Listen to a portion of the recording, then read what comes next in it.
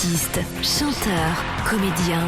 Découvrez les nouveaux talents d'ici dans Scène ouverte, le magazine de la culture régionale. Avec Stéphane Cousinet. Bonsoir à tous, très content de vous retrouver comme chaque vendredi soir. C'est l'émission Scène ouverte, l'émission culturelle. Comme vous êtes habitués, tous les vendredis soirs, nous recevons des personnalités dans le domaine musical, théâtral, tout ce qui est culturel. Et ce soir, nous avons la chance, nous recevons, c'est une conférencière, une enseignante, une concertiste, une chef de chœur, une musicologue. Et elle est avec nous tout au long de cette émission. C'est Catherine Hérault. Bonsoir. Bonsoir Stéphane, merci de m'inviter. Je suis ravie d'être parmi vous aujourd'hui. Tout à fait normal de recevoir des artistes qui sont proches de chez nous. On va découvrir un petit peu tout ce que vous faites. Vous faites beaucoup de choses en tant que musicologue. Musicologue, ça veut dire beaucoup de choses, je crois, c'est ça ? Tout à fait, j'ai une carrière multiple, j'ai beaucoup de chance d'avoir pu œuvrer dans tous les domaines de la musique. Évidemment, j'ai eu une formation très très poussée.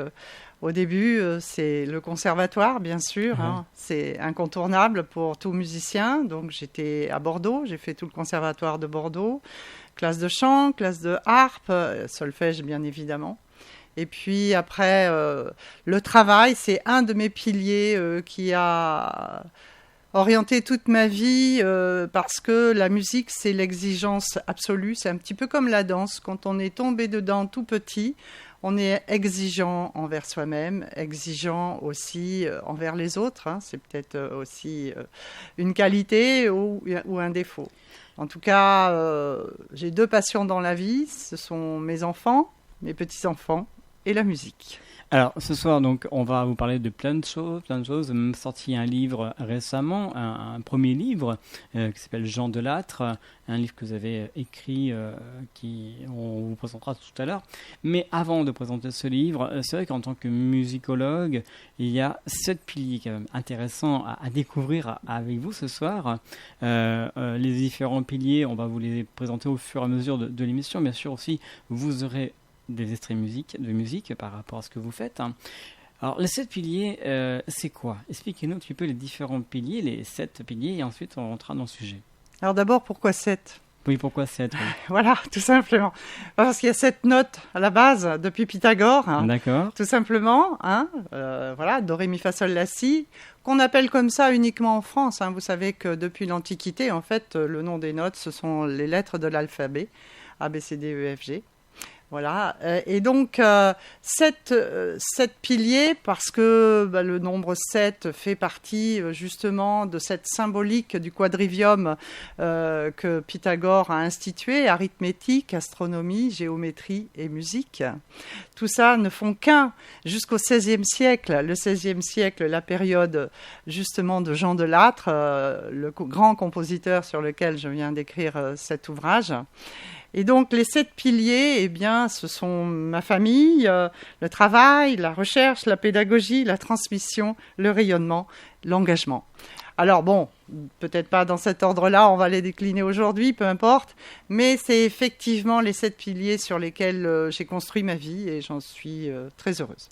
En fait, si on se repère aux 7 péchés capitaux aussi, ça fait ça. Ah le nombre 7, il est partout, les 7 jours de la semaine. Les 7 nains. Voilà, c'est la symbolique, c'est une parabole, le 7, le nombre 7. Hein, c'est donc très important. Je pense que, effectivement, je suis aussi spécialiste des symbolismes.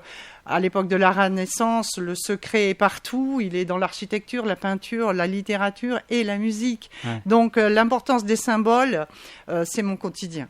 Voilà, donc on va vous présenter donc tout ceci dans cette émission culturelle, émission Scène ouverte.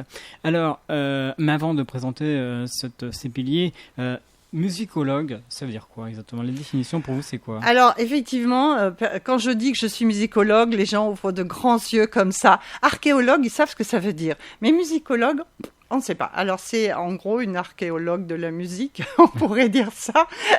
C'est-à-dire que je suis historienne de la musique, comme je viens de vous le dire.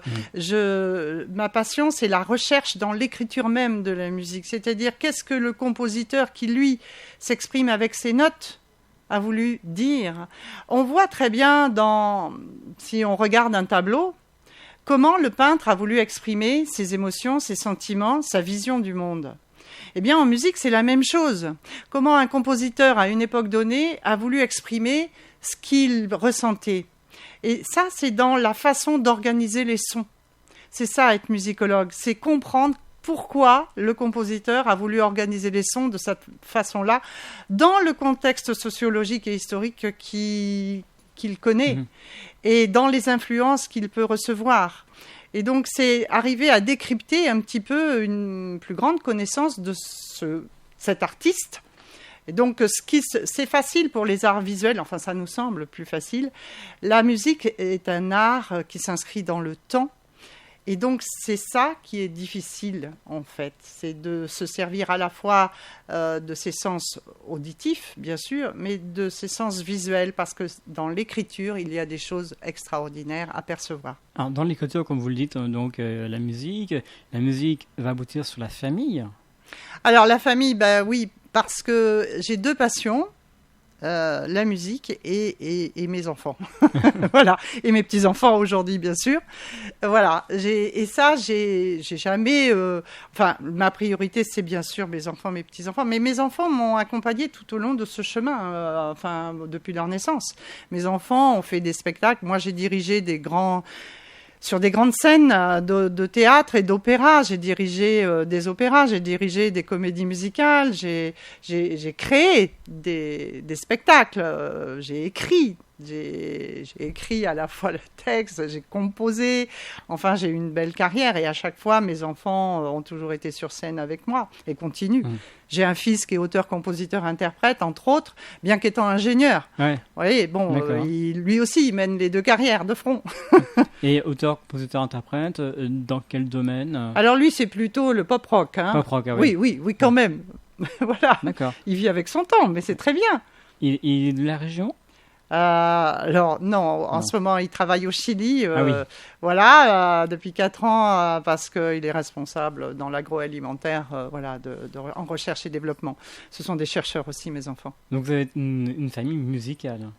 Alors j'ai la chance d'avoir des enfants musiciens, des petits-enfants musiciens aujourd'hui, et voilà, je suis ravie. Donc c'est vrai, comme je vous l'ai dit, vous avez fait donc des comédies musicales, de l'opéra, de tout ça. Oui, c'est intéressant. Oui, j'ai eu une très longue carrière. C'est pour ça que le peu de temps qui nous est imparti, je pense qu'on ne va pas avoir le temps d'aborder mon livre si on parle trop de moi. Donc, on va peut-être passer un petit extrait d'abord de cette période de la Renaissance qui m'a tant habité depuis de très longues années. Donc, un court extrait, si vous le voulez bien, d'une musique de Pierre Athénian qui est à la fois compositeur mais surtout connu comme éditeur parisien au XVIe siècle. C'est une pièce pour luth, pièce instrumentale pour luth et flûte qui s'intitule Sancerre. Hélène FM.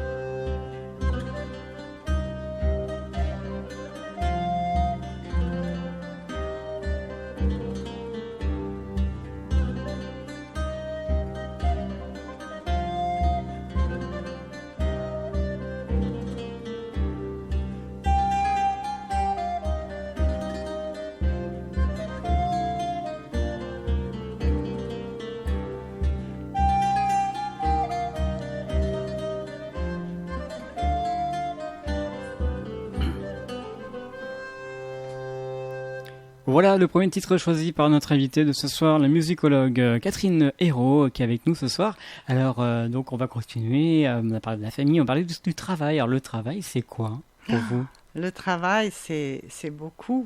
C'est beaucoup. D'abord, c'est très important. Je pense qu'aujourd'hui, on devrait redonner ces lettres de noblesse au travail. Parce que l'effort dans la durée, ça donne, ça valorise l'individu. Et je crois qu'il y a peu de disciplines comme ça. Il y a le sport, bien sûr, mais il y a tous les arts comme la danse, la musique, la pratique artistique est indispensable à l'équilibre de l'individu. Moi, j'en suis convaincue. C'est évidemment un travail de longue haleine. Alors, il y a eu le conservatoire, comme je l'ai dit. Il y a eu, bien sûr, le bac musique. Il y a eu l'université à Tours. Et donc, c'est peut-être parce que j'étais à Tours et cet environnement extraordinaire des châteaux de la Loire, cette ville extraordinaire où le cœur de ville a gardé ses maisons à colombage Renaissance, que je me suis passionnée pour cette période-là. Et puis parce que j'ai eu un mentor extraordinaire qui s'appelait Jean-Michel Vaccaro, qui était un grand humaniste et qui m'a transmis cette passion de la musique de la Renaissance, puisque j'ai continué ensuite une maîtrise au Centre d'études supérieures de la Renaissance. Puis, à l'époque, ça n'existait pas. Le doctorat en musicologie, il fallait aller à Paris pour aller passer un doctorat. Donc, c'est ce que j'ai fait. Et je suis allée à l'École normale supérieure de Paris. Oui, quand même. Voilà. Oui, c'est quand même normal sup. Hein. Voilà. Et il faut le faire. Voilà. Donc, voilà, je prenais le train et j'ai fait ma thèse là-dessus. Voilà. Et vous avez quitté donc les cours à quel âge ? Oh, on n'arrête jamais. On n'arrête jamais. Ouais. Non. La recherche, on n'arrête jamais. Hein. Ah non. Moi, je suis curieuse de tout. Je vais aux universités du 3e âge écouter des conférences. Je vais... Voilà, parce que il y a... Vous savez, on n'a jamais fini d'apprendre. Moi, je crois beaucoup au progrès. Je suis humaniste convaincue. Je crois que l'homme est capable de progrès. On est capable de se perfectionner. Et c'est ça qui donne tout le sel de la vie. Parce que, enfin, quoi de plus triste que de se contenter que de ce que l'on sait. Non, je suis curieuse de tout. Ouais. Absolument de tout. Et pas que de musique.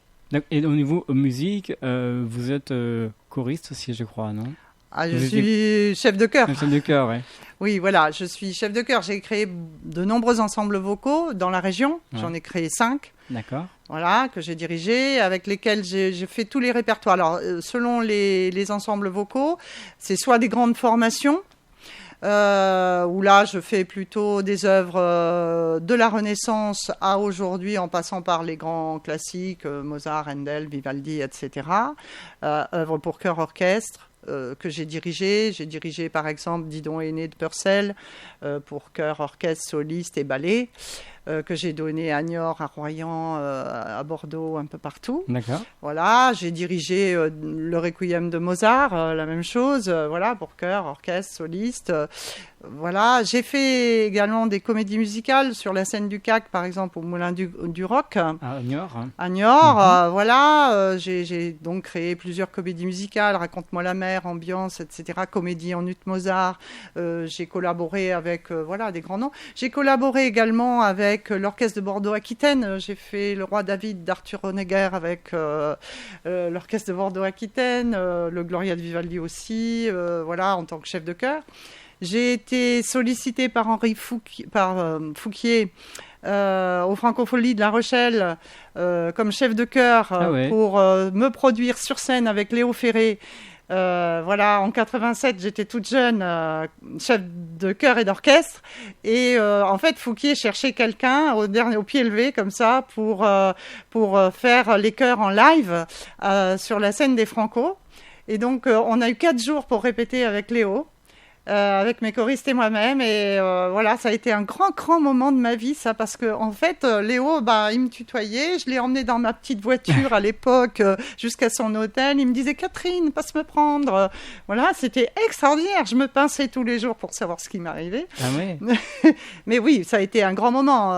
Sur la scène des Franco, le concert de Léo en 87, à ses côtés, je dirigeais les chœurs pendant que lui chantait en dirigeant l'orchestre. C'était l'orchestre Ars Nova à l'époque. Voilà, plus tous mes choristes, on était environ 80 sur scène, choristes que j'ai dirigés. Enfin voilà, et puis récemment, si vous voulez, en tant que chef de chœur, j'ai également été sollicitée par le général de l'ENSOA pour la venue du ministre de la Défense.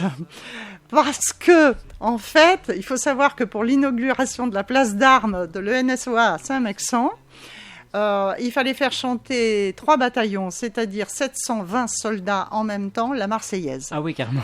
Voilà, alors faire chanter, je ne sais pas si vous avez assisté aux cérémonies du 14 juillet, et quand il faut chanter la Marseillaise, en général, ils se plantent tous parce qu'on entend un phénomène d'écho.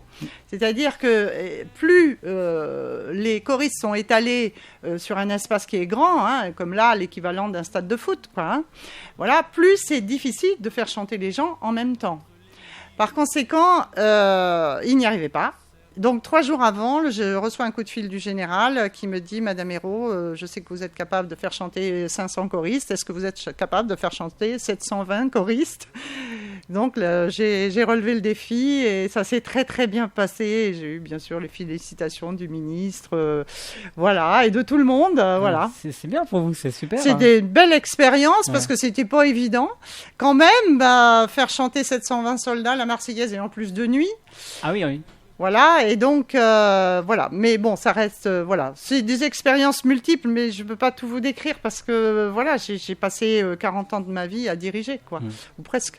Tout à l'heure, vous nous parlez de Léo Ferré avec le temps. Écoutez. De la mort, le samedi soir, quand la tendresse s'en va toute seule. Très belle mélodie. Ah, avec le temps, je l'ai chanté plusieurs fois, évidemment, J'adore Léo, moi, enfin vraiment, ça fait partie. Là, et pour moi, la musique n'a pas de frontières, c'est ça qui est formidable, c'est que je m'extasie devant une chanson de Léo Ferré, comme devant une chanson de la Renaissance ou comme devant un grand aria de la flûte enchantée, voilà, de Mozart. Alors, eh bien, on va faire une pause musicale. Absolument. Alors, une petite pause musicale, peut-être un petit peu plus longue. Ça, c'est une suite de danses. Les danses à la Renaissance sont très prisées, à la fois par la noblesse et la bourgeoisie. Donc, c'est une succession de basse danse, recoupe et tourdion. Donc, ça commence par les instruments et ça se termine par les voix. Dans une grande gaieté par une chanson que tout le monde reprend, beaucoup de chorales reprennent, ça s'appelle Le Tourdion et je pense que beaucoup de gens la connaissent et la reconnaîtront.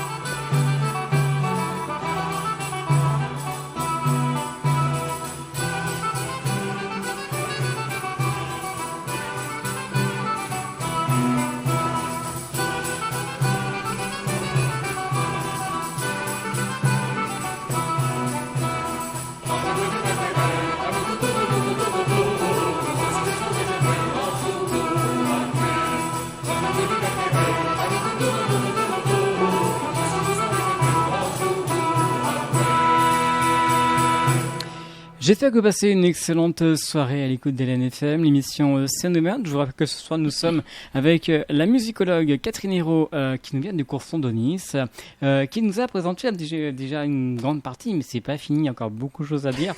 Rappelez-vous, juste avant la musique, on a parlé de ce fameux la Marseillaise.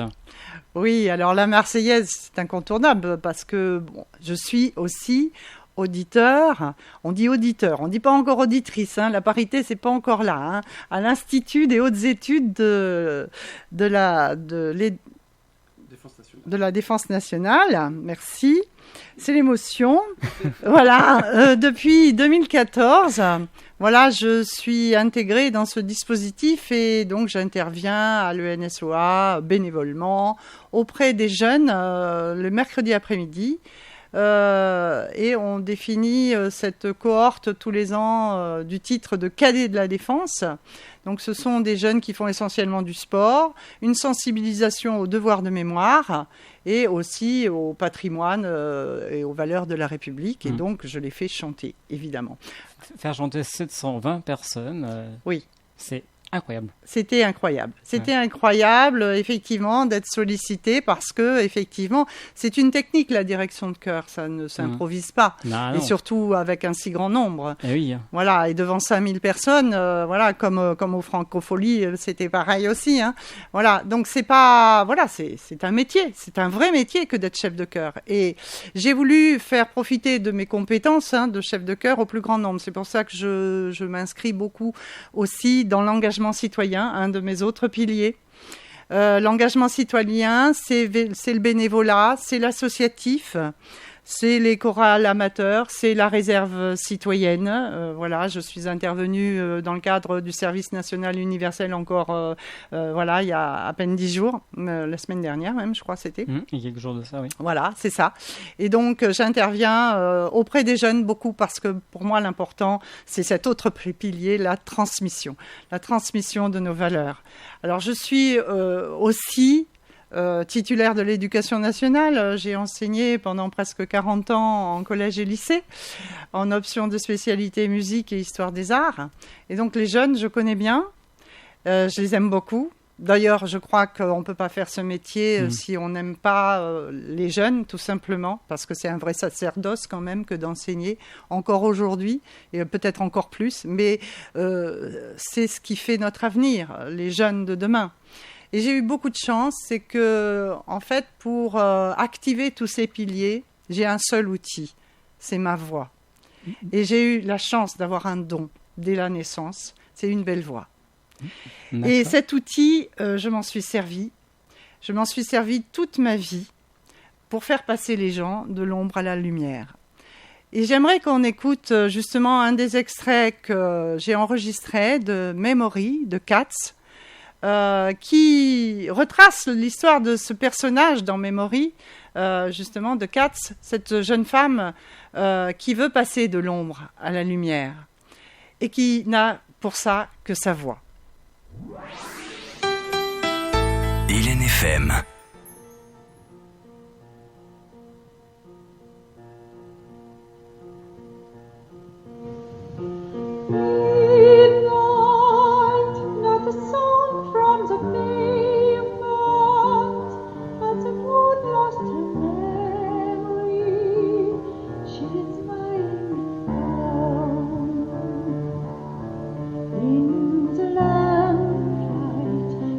Red lip, go like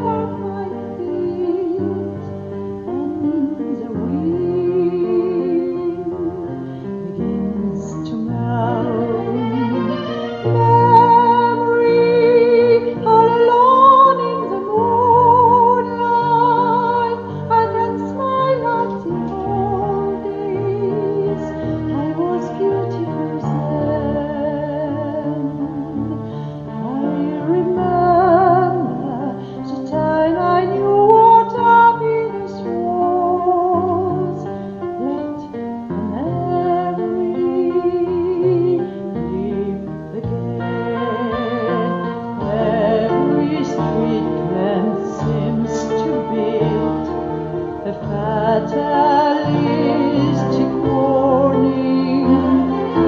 Someone murdered and a street lamp girded, and soon it will be morning.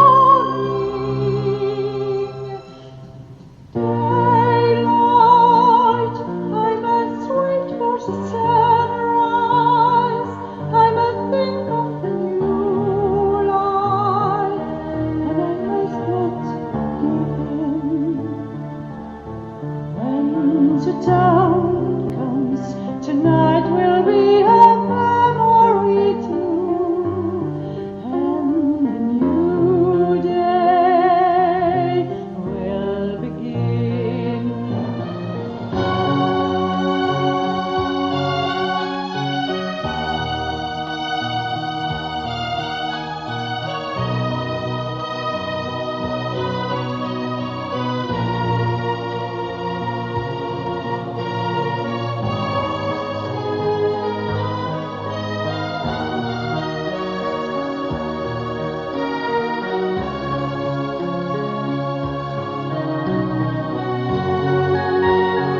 Burnt out ends are smoky days. The stale cold smell of morning. The street lamp died, and the night is over. Another day is dawning. Touch me, it's so easy to leave me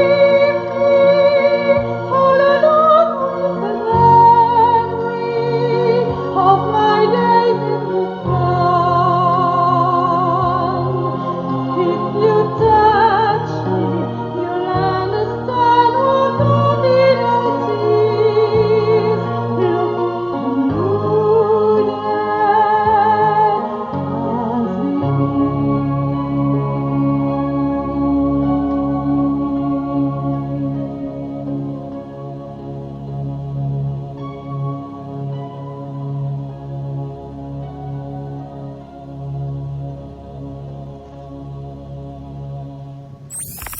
Artistes, chanteurs, comédiens.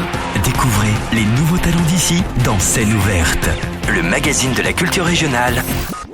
Avec Stéphane Cousinet. J'espère que vous passez une excellente soirée à l'écoute d'LNFM. Avec notre invitée de ce soir, c'est la musicologue Catherine Hérault qui est avec nous. Ça va pas, Catherine? Tout va bien? Ça va bien, on est en bonne compagnie. Et il faut quand même savoir que juste avant, c'était vous qui chantez. Absolument, bien sûr, oui, oui. J'ai enregistré cet extrait en studio, mais je l'ai donné sur scène de très nombreuses fois aussi. Et comment ça se Entre passe autres. sur scène, ce titre? Quel est le public quand il est en face de vous? Comment vous le ressentez?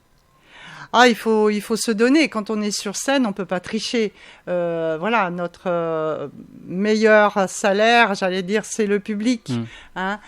C'est la réaction du public, l'émotion que l'on peut transmettre. Et la voix, on peut pas tricher.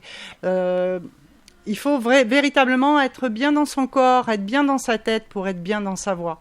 Et donc, moi, je fais de chaque chanson une œuvre d'art, un tableau. Quand je suis sur scène, je me donne absolument totalement. Et c'est pour ça qu'en amont, enfin, comme le savent tous les interprètes, tous les chanteurs, il faut beaucoup de travail, beaucoup de technique pour que ça semble facile. Il faut savoir que le titre qu'on a entendu, c'est une reprise.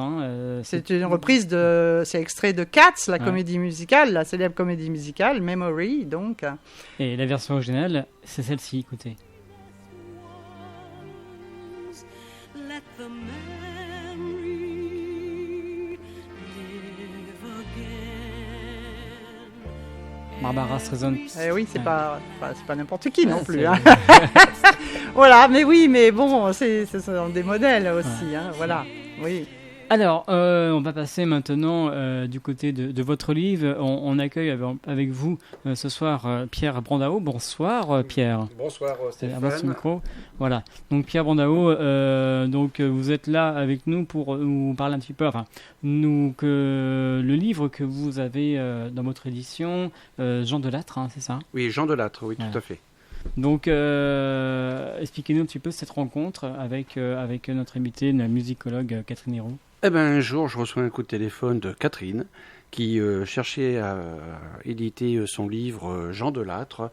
Je vais lui laisser la primeur quand même de la genèse de son roman parce que c'est elle, quoi. Et nous, on a vu tout de suite l'opportunité dans cette édition d'ouvrir une nouvelle collection découverte qui nous manquait un petit peu dans notre maison d'édition Edilibris.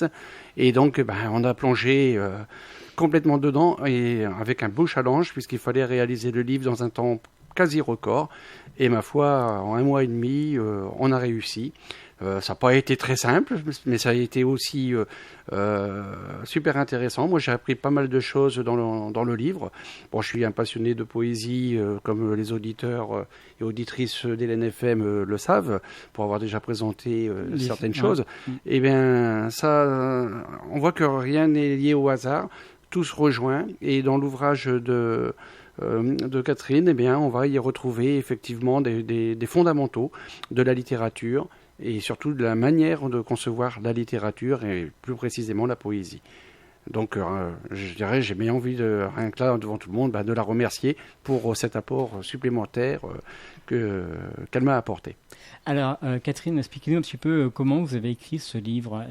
Comment vous êtes découverte? Oula, c'est une longue histoire. C'est l'histoire de la recherche en musicologie, hein, bien sûr. Alors, en fait, pourquoi j'ai voulu écrire ce livre? Parce que je voulais transmettre de façon facile quelque chose de très scientifique, en gros. Comme je vous l'ai dit tout à l'heure, la recherche en musicologie, c'est quelque chose de très pointu, de très exigeant, de très scientifique.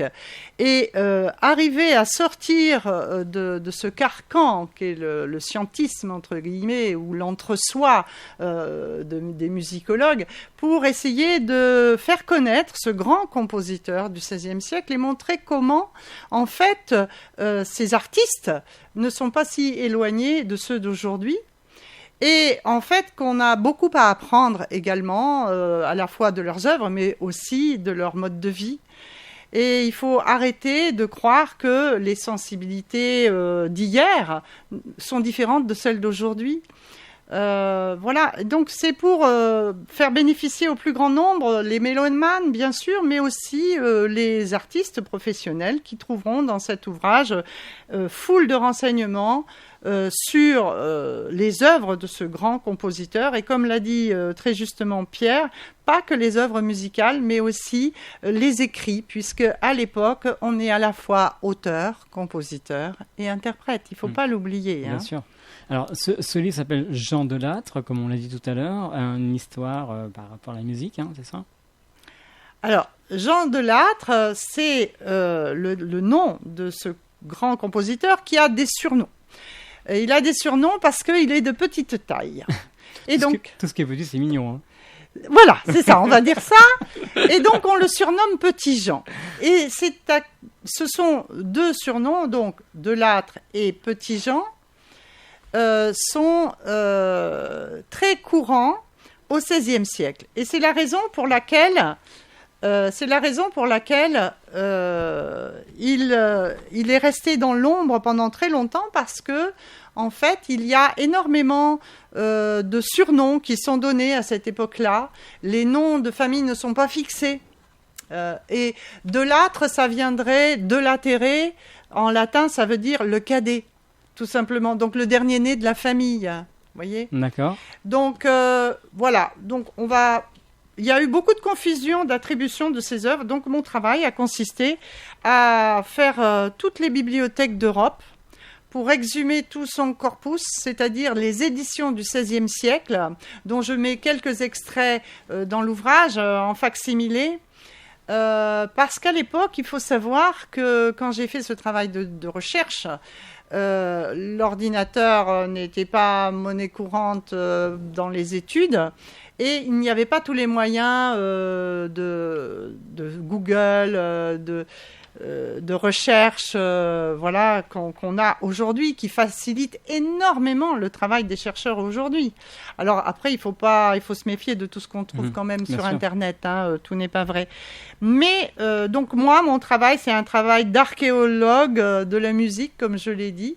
Et donc à la fin de cet ouvrage, vous trouverez absolument tous les lieux où se trouvent les sources à partir desquelles j'ai construit cet ouvrage. Et puis je me suis intéressée aussi à son contexte social, historique et politique.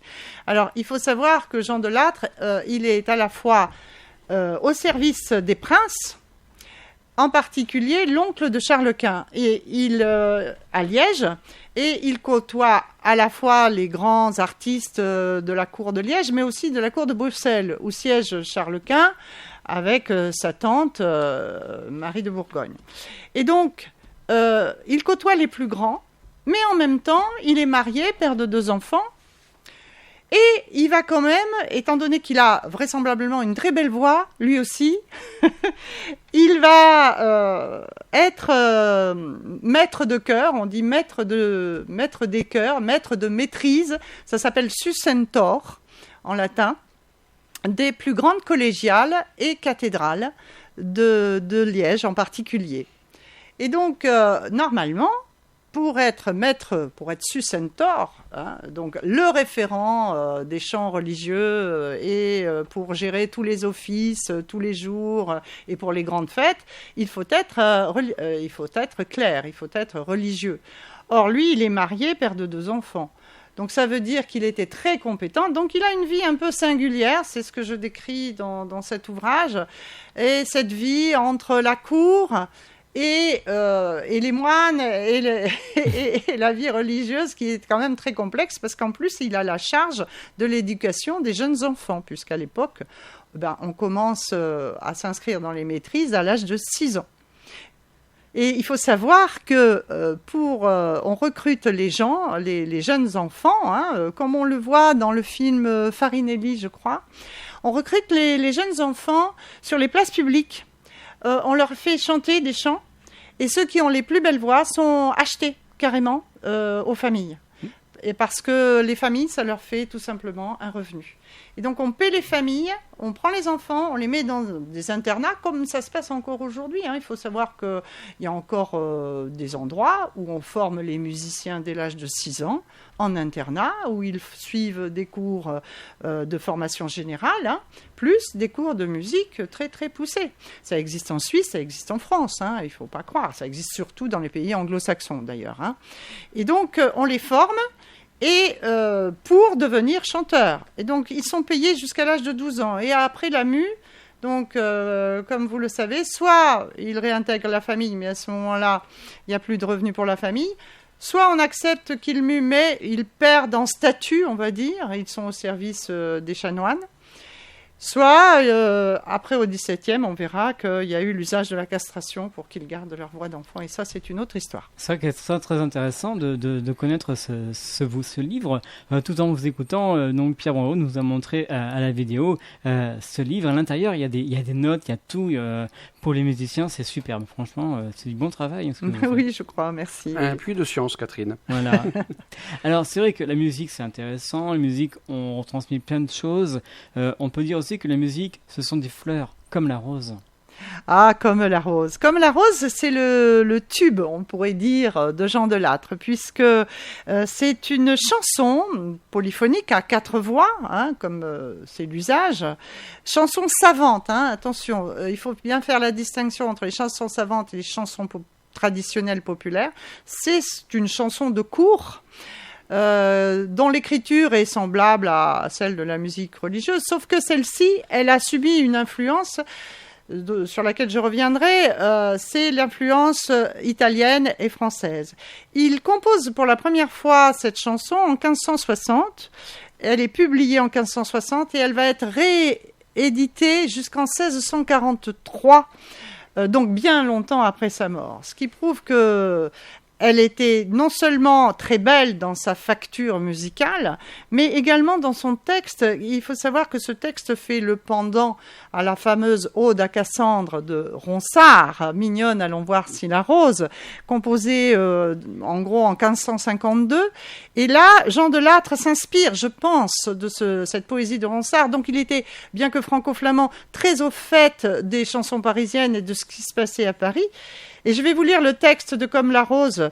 Comme la rose se perd en peu d'espace, ainsi le teint et la beauté mondaine en peu de temps se consomment et se passent, et n'a pour vrai qu'une durée soudaine. Or donc, mamie, en beauté tant humaine, de ta beauté naturelle grâce, prenons plaisir et liesse certaine, avant le temps qu'un tel bien nous défasse. Hélène FM. Hélène FM. Hélène FM.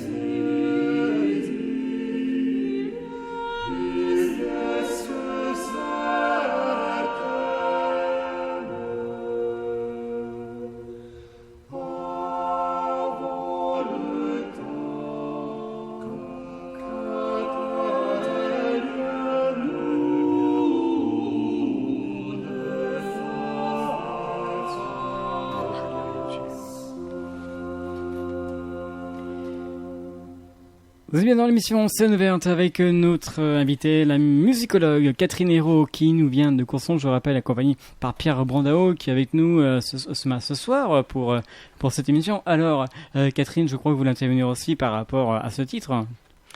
Ah, ben, comme la rose, et puis évidemment la référence à Ronsard, à Surgères, on est en plein dedans. Exactement, parce que les studios se trouvent sur 5 rue Ronsard. Voilà, 5 rue Ronsard, l'école, je crois, qui porte le nom à Surgères également, et puis le rond-point.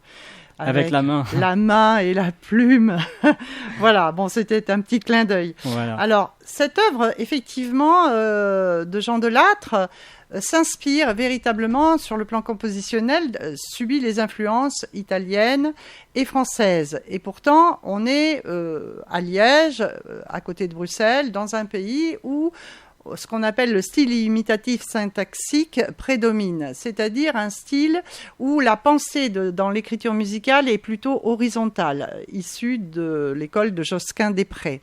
Il n'est pas interdit de penser d'ailleurs que Jean de Lattre puisse avoir été élève de Josquin-des-Prés notamment. Alors, ce qu'il faut savoir, c'est que Jean de Lattre compose en fonction de son auditoire. C'est-à-dire que, véritablement, il fait des œuvres de commande, évidemment. Et donc, s'il s'adresse à la cour, eh bien, pour plaire à une certaine, par exemple, à la cour de Charles Quint, on va continuer ce qui est dans la tradition de l'écriture, dans le style imitatif syntaxique. Pour les clercs et les religieux, c'est la même chose. Et alors que pour les danses, pour les soirées un peu plus mondaines, on va dire, eh bien, on écoutera cette œuvre comme La Rose ou comme bien d'autres. Hein. Bien sûr. Voilà. Alors là, je vais vous parler un petit peu aussi, justement, de ce style plus imitatif que l'on retrouve essentiellement dans la musique religieuse, qui est décrit dans cet ouvrage que j'évoque, à travers les motets, mais aussi les lamentations. Jean de Lattre a écrit ce qu'on appelle des lamentations. Alors c'est en fait une succession de pièces religieuses qui correspondent à la période de Pâques.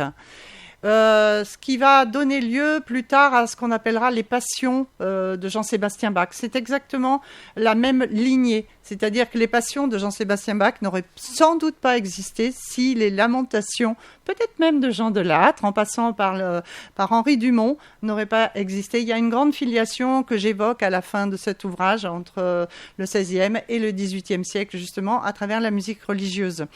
Donc là, nous allons entendre un extrait de Qualis est dilecta mea, qui est un motet qui prend en compte quand même, j'allais dire, la modernité du moment, à savoir ce qu'on appelle le madrigalisme. Le madrigalisme en musique, c'est exprimer les sentiments par un motif mélodico-rythmique.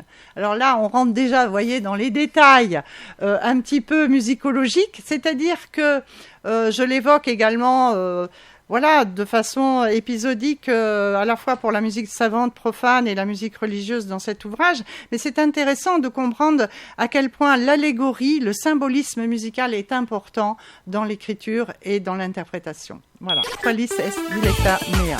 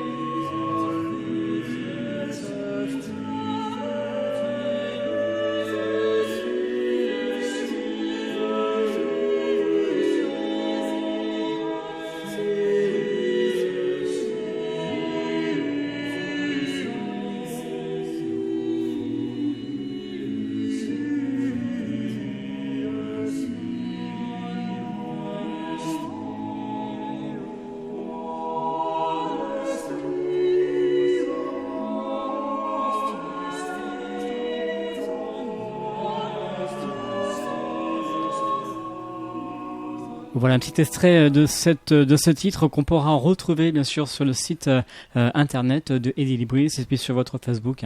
Oui, tout à fait, tout à fait. Alors, il faut pas croire, la vie d'un musicien, donc à cette époque-là, c'est un homme comme tout le monde, j'allais dire.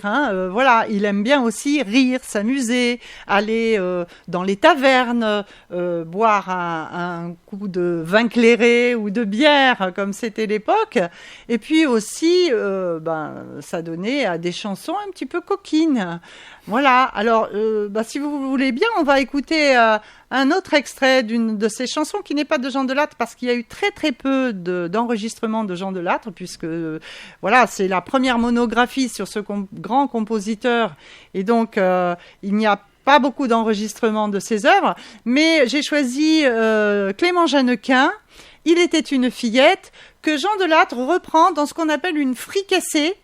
Alors, les fricassés, c'est une espèce de pot-pourri, on appellerait ça aujourd'hui, de chansons qu'on s'amuse à faire chanter à tout le monde dans les tavernes le soir. Voilà. Et donc, c'est un petit coup cette petite chanson, Il était une fillette de Clément Jeanne Lequin, illustre bien cette ambiance des tavernes du XVIe siècle. Alors on l'écoutera dans quelques petites minutes, si vous voulez. donc à la fin de cette émission. D'accord, alors. Ça sera vraiment encore la surprise pour l'éditeur qui nous écoute. D'accord.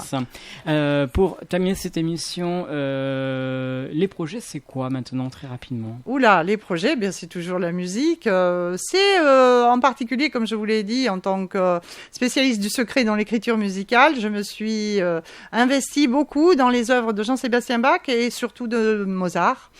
Voilà, et donc j'ai fait des conférences sur mes recherches et mes trouvailles, j'allais dire, puisqu'on peut encore en faire dans l'écriture des œuvres de Mozart. Et donc ma prochaine publication, je pense que ce sera sur mes découvertes justement à travers certaines œuvres, au sein de certaines œuvres de Mozart, sur cette pensée philosophique qui transpire à travers son écriture. Alors on va comment préciser que si on désire suivre votre actualité, vous avez le Facebook. Ah oui, j'ai un Facebook, oui, Ouais. oui, bien sûr, oui, j'ai une page Facebook sur voilà. Voilà, donc n'hésitez pas donc à contacter notre invitée ce soir, Catherine Hérault. Je mettrai le lien Voilà. aussi, votre lien. Voilà, la musicologue, donc on vous a présenté les 7 piliers ce soir. Je pense qu'on a rien oublié ici, peut-être un. Bon, famille, travail, recherche, pédagogie, transmission, rayonnement, engagement. Non, je crois qu'on a tout balayé rapidement, bien sûr, Voilà. parce qu'on pourrait y passer la journée, mais bon, on n'a pas le temps. Et on a présenté votre premier livre, Jean de la... Jean de Lattre. Voilà. Jean de Lattre, grand compositeur franco-flamand du XVIe siècle, voilà, contemporain qui vit une période très difficile, hein, la période des guerres de religion. On n'a pas eu le temps d'en parler, mais quand même, il faut se rendre compte que quand même être artiste à cette époque-là, c'est pas évident. Et donc, il est confronté, si vous voulez, il est au service des princes catholiques. Et à la fin de sa vie, il va passer dans le camp des réformés avec Guillaume d'Orange. Donc c'est ça qui est passionnant dans la lecture de cet ouvrage que je vous recommande bien volontiers. Et on peut le retrouver donc sur le site Association Edilis. Edilibris. Pardon. EDI. Ouais. Edilibris, BRIS. à la librairie des Halles à Niort également, voilà, et à l'abbaye aux Dames également. Et puis dans toutes les librairies. Et dans toutes les Et dans toutes les par bonnes commande. librairies, Voilà. par commande, évidemment. Voilà. Et merci à Pierre d'avoir accepté cette gageure, parce que c'en était une. C'est Et clair. c'est vrai que ça a été un beau challenge. Je pense qu'on a tous les deux progressé. Et ça Voilà. fait un très beau livre. En tout cas, Et un merci très beau livre, merci. beaucoup Catherine Hérault d'être venue ce soir dans les studios, bien sûr accompagnée par Pierre Brandao qui est avec nous depuis plusieurs émissions par rapport aux différents projets, aux différents éditeurs, différents écrivains que vous avez. Également. Ben, en fait, à chaque fois que je reçois un nouvel auteur, ben, je m'enrichis. Grâce à ses propres connaissances, on a tout à apprendre des autres et réciproquement. Donc, c'est un bonheur. Voilà, merci encore. Merci on vous à souhaite vous. une bonne continuation et à très bientôt. Et à très bientôt. À très bientôt. Merci. Merci à vous. Quant à moi, on se retrouvera la semaine prochaine pour une autre émission Scène Verte, émission culturelle comme vous le savez, où nous recevons des artistes dans le domaine culturel, musiciens, théâtre, écrivains, enfin tout ceci, c'est votre émission. Voilà, je me tais car il me reste très peu de temps. Je vous souhaite une très bonne fin de soirée et on se retrouve vendredi prochain pour une autre émission Scène Verte. Bonne soirée, merci encore de votre fidélité. Au revoir.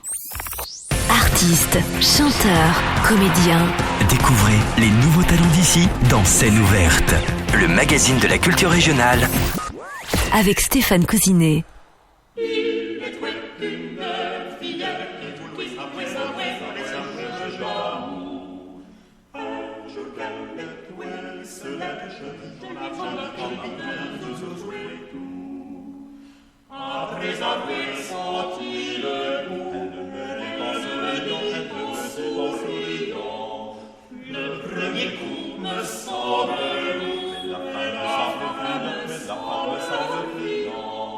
Je lui dis vous me tentez, elle me dit recommencer. Je l'empoigne, je l'embrasse, je la flingue fort. Elle me crie de cesser, je lui dis vous me gâtez. Laissez-moi une petite garce, vous avez grand tort. Mais qu'on se vint à sentir le doux point, vous le ciel doucement, que son lascar lui tremble froid des poings. Dieu merci, merci, c'est un doux tourment. Artistes, chanteurs, comédiens. Découvrez les nouveaux talents d'ici dans Scène ouverte, le magazine de la culture régionale. Avec Stéphane Cousinet.